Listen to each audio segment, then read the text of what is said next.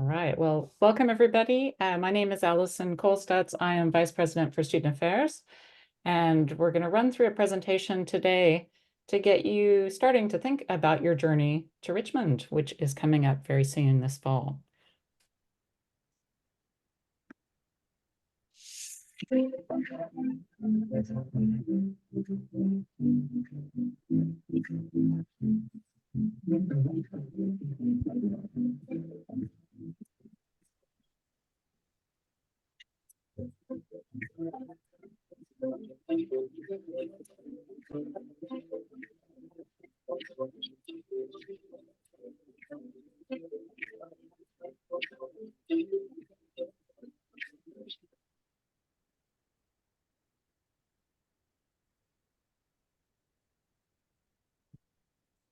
All right, well, today's presentation is really to talk to you a little bit about some staff who will be on hand this summer to answer your questions and get you ready for orientation. And also to answer hopefully a few questions about housing, visas, budgeting for living in London, and a really brief overview of what to expect from orientation. So let's get started with some staff introductions. My name is Allison. I'm there up in the top left-hand corner. I oversee the Department of Student Affairs, and I'm joined by a few colleagues today who will be helpful people in your journey to get to orientation. One is Brittany Yaxley, who's our Student Accommodation and Community Support Officer. She's going to talk to you a little bit today about student accommodation. Brittany, are you there? I'm here. Thank you, Allison. As Allison said, I am here to help with all of your student accommodation needs. So we will be in contact if you're going to utilize some Richmond student accommodation. And I also do anything community related. So a lot of events on campus, dealing with student leadership and student government, and things like that. So it's great to meet you guys. Thanks, Brittany. Monica De Freitas is our Student Health and Wellbeing Officer. Unfortunately, she is not with us today, but she will be at our next webinar. So if you do have questions about student health care, well-being, and some of the initiatives that we're running for mental health and well-being, Monica's a great person to talk to, and we'll be sharing details of all staff members throughout the summer. Alice Fillingham is with us today. She's our Student Accessibility Officer. So if you do have a specific educational need or you've used support in the past for an educational concession, Alice is a great person to talk to. Alice, do you want to say a quick hello? Hi everyone. So I'll be talking to you all a bit later, but it's nice to meet you all. And yes, as I say, we'll talk through a few things later. And yeah, if you have any questions, you can just contact me. Thank you. Catherine Little is our UK VI Compliance Officer. So if you're coming to Richmond on a student route visa, or even if you're coming as a visitor on a standard visitor visa, Catherine is a great person to talk to about what you need to do in that process and how to best be in compliance. Catherine, I believe you are with us. Do you want to say hello? Yeah, hi everyone. Thanks for the introduction, Alison. Yeah, so I will probably see you all on arrivals, well, orientation day, checking documents, answering questions about visas and things like that, particularly as everybody who's on a student route visa will be moving to an e-visa, electronic visa, so you'll probably have some questions about that sort of thing. So yeah, all today as well, if you have any questions as well, yeah, happy to answer those. Thank you. Thanks, Catherine. Chi is also part of our UKVI compliance team, and he's here to support as well. Chi, do you want to say a quick hello? Hello, thanks for coming. So my name is Chi, and I'm the part of the visa compliance team. And just like Catherine, we are happy to help you for whatever your UK visa needs. Thank you so much. Thanks, Chi. My two other colleagues down there at the bottom, Maria and Max, are part of our career support team. So Maria offers career support to all undergraduate and postgraduate students. That means she can help you navigate the world of part-time work. She can also help you with CV and cover letters or some interview guidance. And Max runs our internship office. So if you're looking at doing a placement during your undergraduate study, he's a great person to talk to, whether that's for credit or not for credit. And I'm not sure if you're both here. I think Max is here. Do you want to say hi, Max?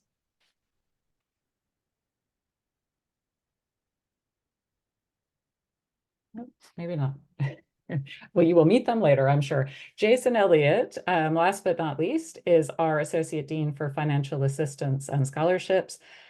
Jason is somebody you can speak to about either US federal loans for supporting your education here in the UK or Student Finance England if you're coming from the UK. Jason also supports students on scholarships. So any questions you have about finances, Jason's a great person to talk to. And Jason is here. Do you want to say hi, Jason? Hello, everyone. As Alison mentioned, I do oversee all areas relating to student funding. So if you do have any questions, please reach out to me regarding scholarships or the various loans that are available to fund your studies. Thank you. Thanks, Jason. Okay, we're also joined by our international programs team. So if you are a student visiting from another institution, maybe one of our partnership institutions, it's likely that you may have corresponded with one of these lovely people up at the top. So we've got Professor Dominic Alessio, who's our Vice President for International Programs. We also have Maggie Burton, who's our Global Mobility Officer.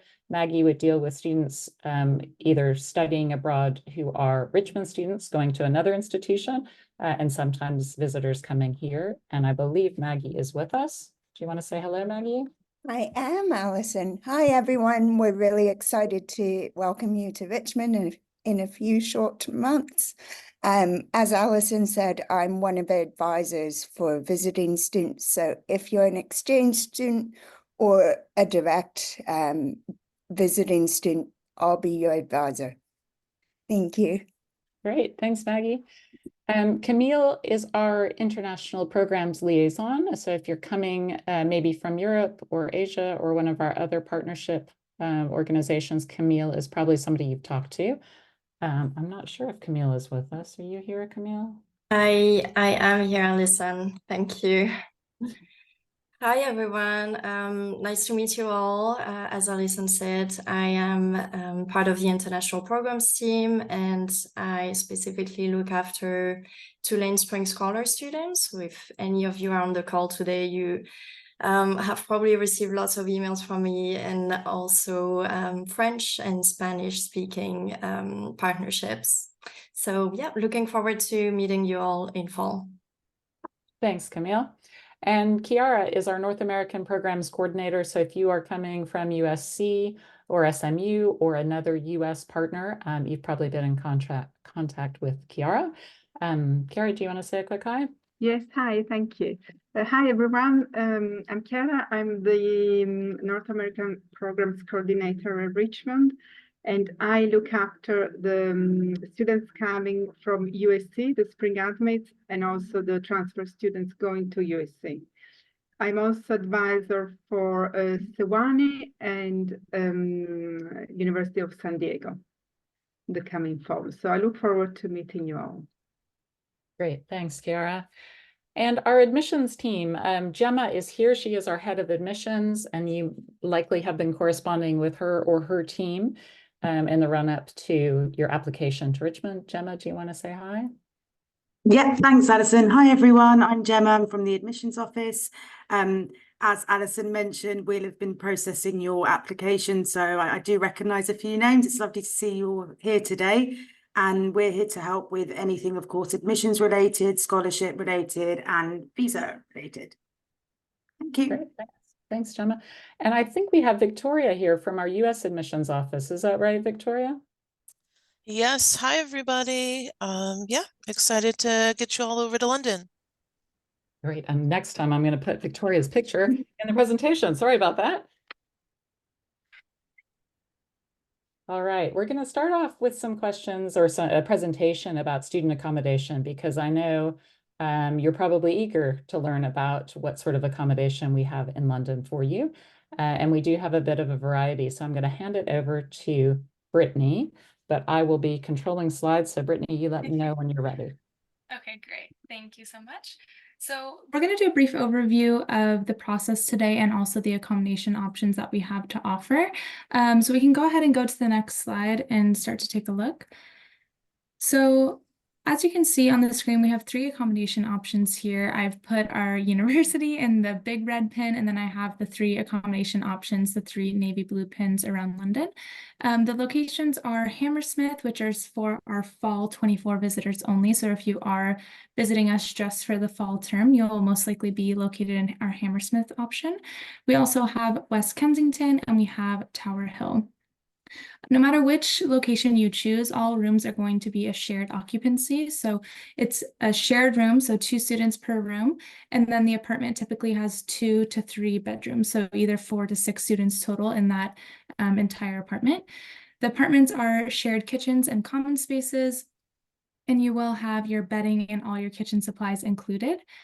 Along with that, you will have a weekly cleaning, which is really nice. And we will have Richmond student staff who live on site. So we have 2 resident advisors at Hammersmith, 1 at Kensington and 2 at Tower Hill, who all report to me weekly as well. So they will be there to support you if you have any questions or if you have any concerns, things that are going on, throughout your semester there, feel free to reach out to them. We do have 16-week contracts and 35-week contracts. So if you are here just for 1 term, it'll be a 16-week contract. And if you're here for the full year, it will be a 35-week contract. Regardless of your contract, we are going to have our move-in day on Monday, September 2nd, and then orientation week will commence from there starting on the 3rd.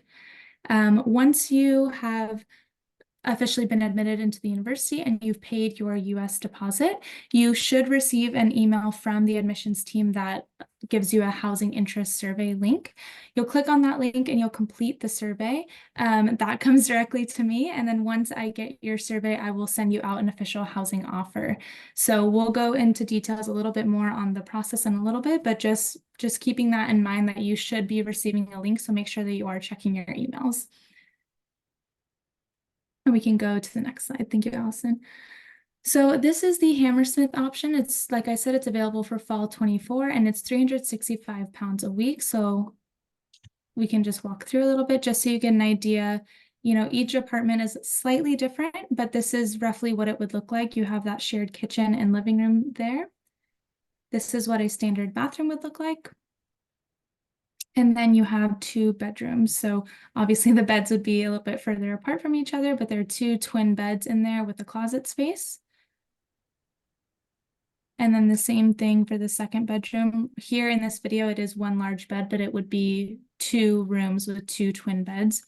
So of course you would not be sharing a bed with someone. Each bed would be a single twin bed. But that's typically what a standard Hammersmith apartment would look like. Now we'll move on to the next option that we have. Oh, sorry. That's okay.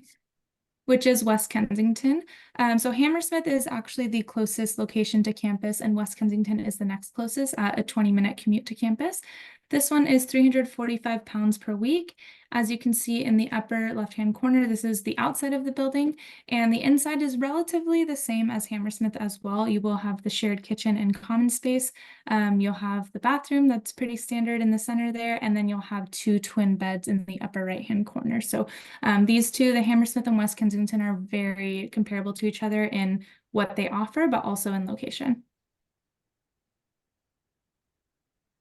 And next we have Tower Hill, which is £365 a week. So if you remember looking at the map on the first slide, this one does seem quite far from campus on the map, but it does have an indoor pool, it has a rooftop garden, it has a gym on site, and it's a lot more modern compared to the other options. So just, pros and cons, whatever you prefer the most. So this is the outside, the rooftop garden, the indoor pool, and the gym in the photos that you can see here.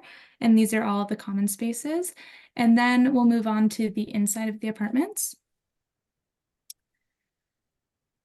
So this is what the inside of the apartments look like. As you can see, compared to the other photos, this one is slightly more modern.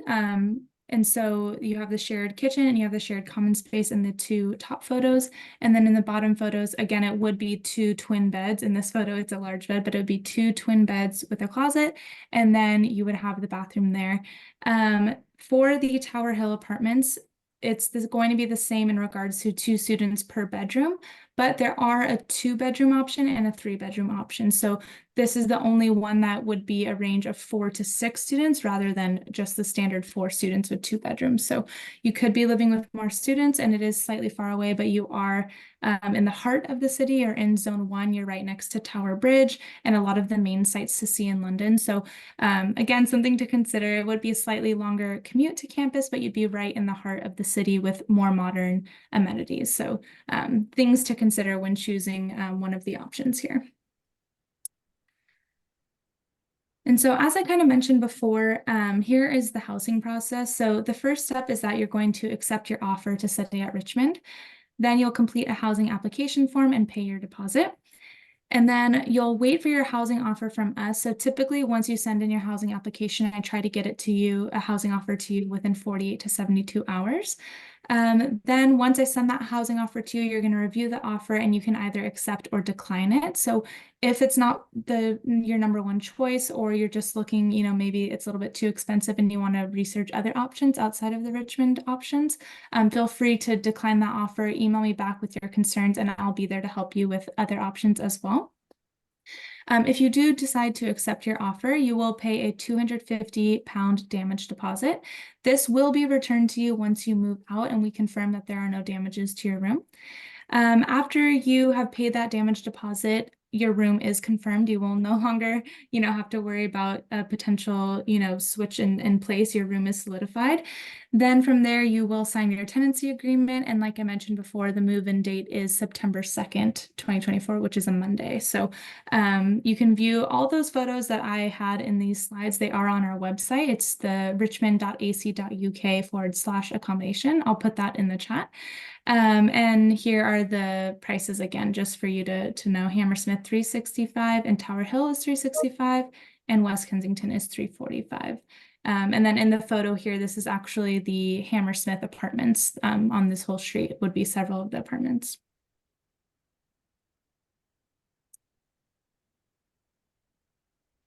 And so, like I mentioned before, if one of these options is not something that you're looking for, or it's slightly above your budget, there is the option to rent in the private sector. Of course, this is not within our allocations or something that we own, but you can consider either lodging through spare room or do a tenancy agreement. So these are some things to consider. Can you and someone stay nearby? Make sure that you get to know the landlord. If they are a company, make sure you check the reviews. If they are an individual, make sure to meet them online before you pay anything. Ask how a deposit is protected. Make sure your journey to campus is easy using public transport. Just like our options that we have, even the Tower Hill option, it might seem far away, but it's just 1 tube line. You just hop on the district line and you'll be to campus in 45, 50 minutes. So you want to make sure that you're considering that if you're finding housing on your own. You don't want your journey to be too long or too difficult taking multiple tubes or buses. You also want to check for local amenities, shops, hairdressers, grocery stores, things like that nearby. And then check whether your residence is furnished or not. If you have a live-in landlord, check whether your kitchen utensils and all of those things are needed. So it is definitely normal to have questions in this area. As many of you can tell, I have an American accent, so I moved here to London as well from the States, and it can be quite confusing. So I'm happy to help you with any questions that you may have in navigating, either spare room or right move if that option seems better to you than the options we've provided. Great. Thank you so much, Brittany. Yeah, no problem. If you do have questions, Brittany's around at the end of this webinar to answer them. You can also put them in the chat and we'll try and answer some of them in real time as well. One of the things we're really keen to do is to get you to start meeting people before you arrive in London. And all of this will, of course, be virtual, unless you happen to be living next door to somebody who's coming to Richmond as well. We are putting together some WhatsApp groups that we will send around to you, and they are grouped by study. So if you're studying in communications or visual arts and media or computer science or social sciences or business, we'll try and link you with students in that same area to get you to start meeting them before your arrival. If you're a visiting student, we'll also have groups for you. But we do hope that you will mix and meet one another, because chances are some of your best friends may not be the same people studying the same course. But anyway, those will go out to you in some correspondence within the next couple of weeks. We will be hosting a few more webinars this summer, one on the 5th of June to talk to you a little bit about student life at Richmond. So Brittany mentioned that she supports student clubs and societies, our student government association, and some of our student leaders. She'll be a part of that webinar. We will have a parent and guardian question and answer session on the 10th of July, because I'm sure moms and dads and others have questions as well. And then on the 15th of August, to get you prepared and ready for that 2nd of September move-in date, we'll talk to you a little more about new student orientation. So one of the big anxieties that I hear from a lot of our students is, how do you manage your money while living in one of the most expensive cities in the world? And there are ways to do it. London is a fantastic city, and there's a lot to see and do and take part in that is free. And there are also some creative ways that you can find affordable housing and cut down on your living expenses. So these slides are just to get you to start thinking about costs. If you are somebody who does currency conversion in your mind, this can be a really depressing practice. So I would encourage you, once you arrive in London, not to do that, but to think about budgeting, because I think if you set a budget, you can easily live to it if you're careful about your money. So just to give you an idea, people living in the UK spend around £50 per week on food. That does not include going out to restaurants or takeaway meals. It means just food that you're purchasing to cook on your own. The average monthly rent in London is £952 for the month for a room. That is a room within a flat, so not an entire flat to yourself, but a room. Your first term at Richmond is likely to be your most expensive, because as you start to get your bearings of how to travel inexpensively and how to live inexpensively, it's going to cost you a bit of money. So start to think about how you might budget that. You can put together a budget to include your travel to campus, your study supplies, and enjoying time with friends. And we will be hosting weekly activities throughout the academic year that are subsidized or free, to try and get you out seeing London and getting involved in different things that we offer. If you plan to be renting, beware of utility costs. So usually with your rent, you also pay additionally for water, heating, electricity, and the rest. Think about a deposit, a TV license, which is unique to the UK, and council tax, which most of you should be exempt from if you're on a course longer than a single term. You can qualify for part-time work here in the UK if you are on a student route visa, and that is 20 hours per week during term time. If you are a visitor coming on a standard visitor visa just to study with us for one term, unfortunately, you are not eligible to work. One of the things we would encourage you to do is to think about your schedule and how you will balance that with your travel to campus, but also with potential work. Lots of our students do work part-time in the hospitality industry. So lots of people working in pubs and restaurants and cafes and other places that offer flexible workplaces. So consider how you will commute, and commuting can be quite expensive, although you will get a discount as a full-time student. Think about a part-time job that might help you support your studies, but not overtake your studies.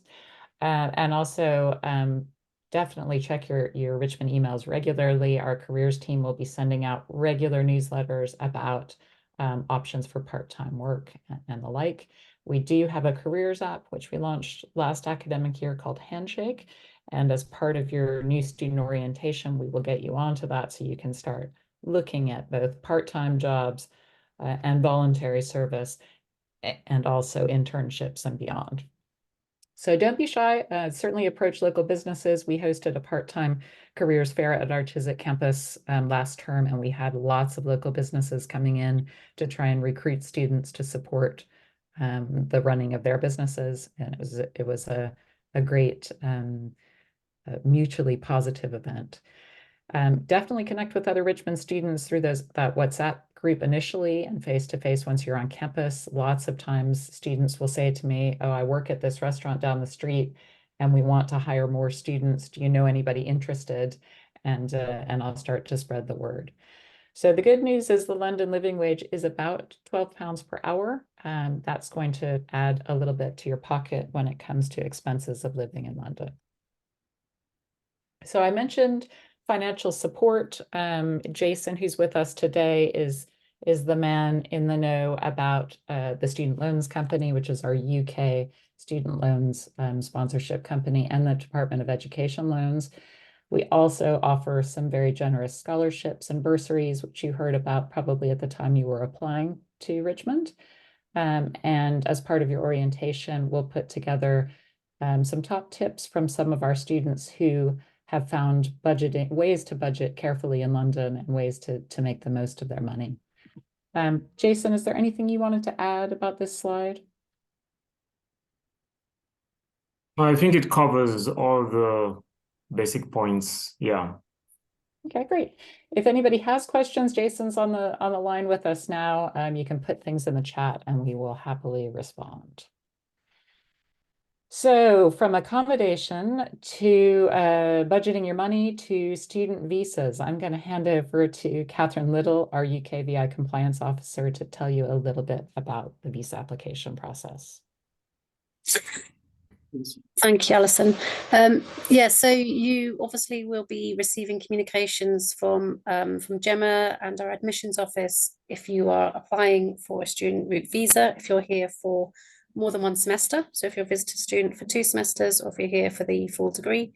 So you will be getting information about that and how to apply. If you are a visitor, so if you're here for just the 1 semester, typically if you're from the USA and Canada, you won't need to apply beforehand. Before you travel, you'll be required to show some documentation on your arrival into London at the airport. So your admission letter from our admissions team, your passport, obviously, with at least 6 months validity on it. And please remember to bring to purchase and be covered for travel insurance before you travel. If you're not from USA or Canada, and there's a few other countries as well where you don't need to apply in advance, you may need to apply for a visitor visa in advance, which will be a vignette in your passport. Yeah, if you're not sure, then please contact us either by email afterwards or in the chat, and obviously our admissions team will help you with that as well. Yeah, so that's the visitor visas. I think Alison also mentioned as well that unfortunately you can't work on that visa. It's just if you're here for the longer on the student route visa. So then if you're a visitor for 2 semesters, or if you're here for the full degree, you will be applying for a student visa. And that basically, as I mentioned already, you will have been emailed sort of all the steps and how you need to do that, but the sort of basic things are passport, evidences of finances to show that you have enough money to support yourself, to live and pay for your accommodation, etc., and all those other things already talked about. Evidence of your study and the level that you've already achieved in your own country. And from some certain countries, you may need to have TB vaccination records as well. That will all be highlighted to you in your admissions communications. And then once the team is satisfied that you have all of that, you'll be allocated something called a CAS number, which is a confirmation of acceptance of studies. So that will be a number that then when you go on to apply for your visa, that you'll need that to actually apply. So that's kind of like your passport to apply for your visa. Yeah, that's mainly sort of the outlining what you need for that. So this sort of outlining step by step. You provide your documents to the admissions team in order to get the CAS. You feel it's an online application. You do need to pay something called the immigration health surcharge, which means that at the time of applying, you have to pay for this, and it means that you'll have free access to the NHS, the National Health Services, whilst you're here in the UK. You'll then be asked to book a biometric appointment, which will take fingerprints and sort of a electronic photograph of your face, and it'll upload all required documents, and you'll be asked to attend the appointment. post your passport usually at the end, and then of course you'll be waiting for the decision. Usually, I mean, obviously it really depends on country to country a lot of the time, but it should take roughly 3 weeks, can take longer. But you will still, for full applicants, you will still be receiving something called a BRP card, which is a biometric residence permit card, which you will pick up once you arrive into the UK. So you won't get that. You'll get something in your passport, which will be your entry vignette, and then you'll have to go and pick up your BRP card. Unfortunately, that's only valid until the end of this year, the 31st of December. And then after that date, your visa will still be valid, but it will be all sort of turning digital. And what we want you to do is kind of look for the instructions that you'll get in your visa decision letter, because it's all new to us as well. And our current students are going through this currently. They're being contacted by the Home Office in how to set up an online account to apply to basically to make your visa an e-visa. So you don't need to worry too much about that. It's a very simple step. You'll receive more instructions on that once after you've arrived. That's really the basics of it. Hopefully you will, if you have any questions, please let us know. Thank you, Catherine. I think visas are one of the most confusing thing to students often. So as Catherine said, if you get stuck in the process, definitely contact our admissions team or talk to us in student affairs. So one of the areas that we feel is very important to your studies and to Richmond as a university, an international university, is accessibility and inclusion.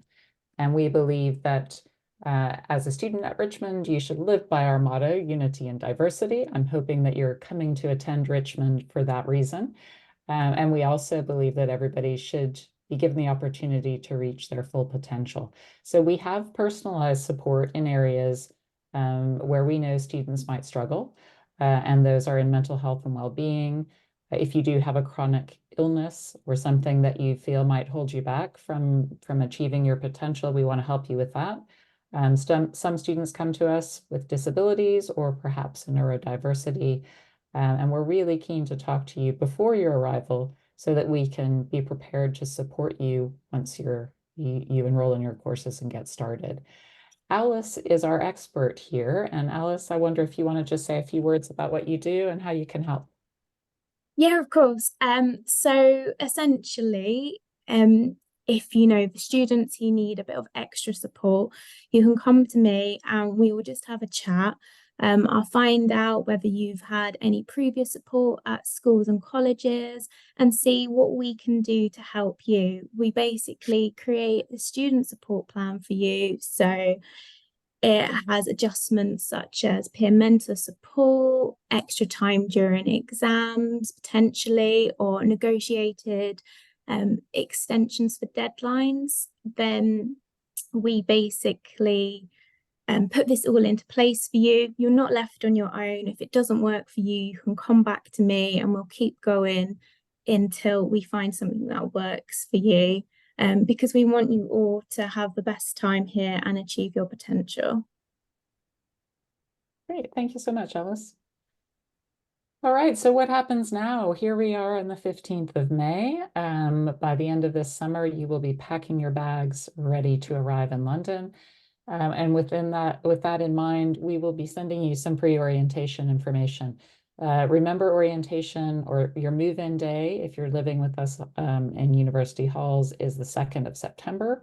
If you're living outside, we would expect you to be ready to arrive on campus on the 3rd of September. We'll be contacting you about new student orientation. We will be sending you a schedule and a list of events and activities, also some frequently asked questions and responses. We'll also be showing you how to log on to university IT systems and join our virtual learning environment called Blackboard. We'll give you the opportunity to meet others virtually as well with our WhatsApp groups. And before orientation starts, we'll be expecting you to do a few things. One is a placement test for English language and math if you are a business major. And we ask that you take those placement tests or those assessments before you arrive so that we make sure that you're in the right classes when you start your Richmond career on the 9th of September. Just to give you a really brief overview, and this is subject to change, we're now on the 15th of May and orientation will start on the 2nd of September, so we'll be making a few tweaks, but a brief overview here to tell you what it might look like. On the 2nd of September, as Brittany mentioned, we'll have a residential move-in. If you're living at one of our 3 buildings in Hammersmith, West Kensington, or Tower Hill, you'll be met by an RA or an RD who will help you navigate how to get into the building, the amenities around the buildings, and how to get from the building to campus. On the 3rd of September, we will host document checks. So you will meet Catherine and Chi in person, who will be looking at your passports and your visa vignettes and potentially your BRP cards once those come in. We'll also host a library orientation so that you can become familiar with the resources that Richmond has in place to support you. And our library does everything from support with research questions and resources to laptop loans and short-term book loans and interlibrary loans as well. We'll also host a brief seminar on living in London and get you familiar with how to get discounted travel, how to apply for a council tax certificate, and other discounts available to you as a student. We'll host some academic information talks, and these will talk to you a little bit about, our registry team will talk to you about policies and procedures, registration practices. You'll meet some of the faculty who will be teaching your classes, and you'll also hear from students who are on those courses. We'll have a faculty student reception so you can get to know each other a little better. And then you'll also meet some representatives from the Student Government Association, who are the students who are representing you and your interests, maybe your complaints about Richmond. We'll be hosting repeat sessions, so if you missed some early on, you can catch up later in the week, because I know sometimes we have some late arrivals. But we will put together a booking process so you know exactly where you're expected to be when. Finally, on Friday, the 6th of September, we'll have a cleanup to make sure everybody is registered for classes so that you know on Friday afternoon where you will be going on Monday and for the rest of the week and the rest of the term. We're going to put together some really great activities so that you can start to explore London, use public transport, get to meet other students on your course, and learn about one of the greatest capital cities in the world.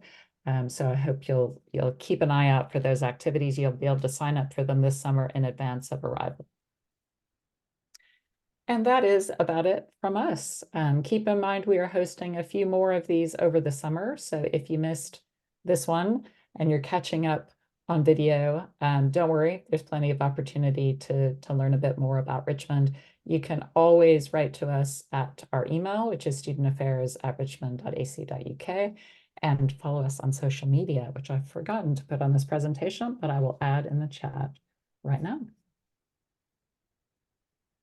I'm going to stop recording, and if you have questions, you can either come off mic or put them in the chat.